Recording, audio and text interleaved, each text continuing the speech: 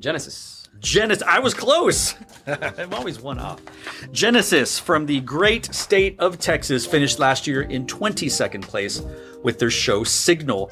They've been pretty consistent, 20 to 22nd in all their captions. This year, they're welcoming Edward Goebel as their new core director, replacing, I cannot think of his name because he moved on to take over the SMU marching band. So this is the third director they've had, maybe in history, not really certain. This year's show is called Kaleidoscope Heart and features music by Eric Hosman's favorite, Sarah Bareilles, Rodgers and Hammerstein. I'm sure your dad knows that one. Oh boy, how do you say it? Chapel Roan. It's Chapel Roan. Ariana Grande and Leslie Bricusse. Now, the Leslie Bricusse is their core song.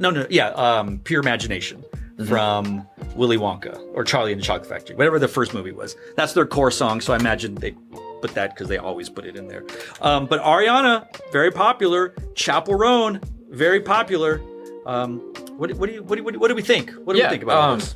I think that their music selection is smart, especially as a upcoming core. And one of the biggest things that a lot of people, and I assume a lot of people realize, and maybe some people don't realize, is a lot of like the crowd favorite just comes from those Instagram clipping accounts and all those band pages and all the bakeries,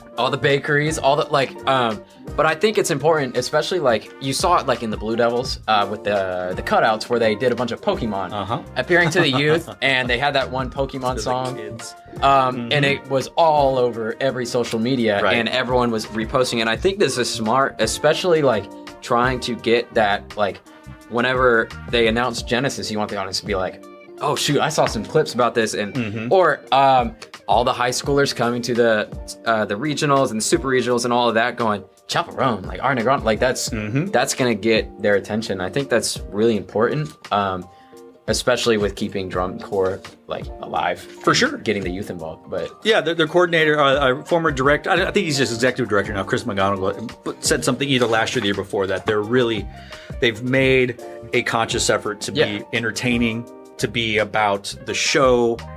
They want to be competitive. They want to do that, but I think that they realize that maybe there's some disadvantages or advantages that other groups have that they don't. They're like, you know what to just become the most crowd entertaining drum corps. And like you go on TikTok or Instagram and you see Genesis and you scroll and you see, and I think it's very important and it's smart. It's honestly really smart to do. So yeah. And if I was Genesis and I was coordinating for this is a free idea.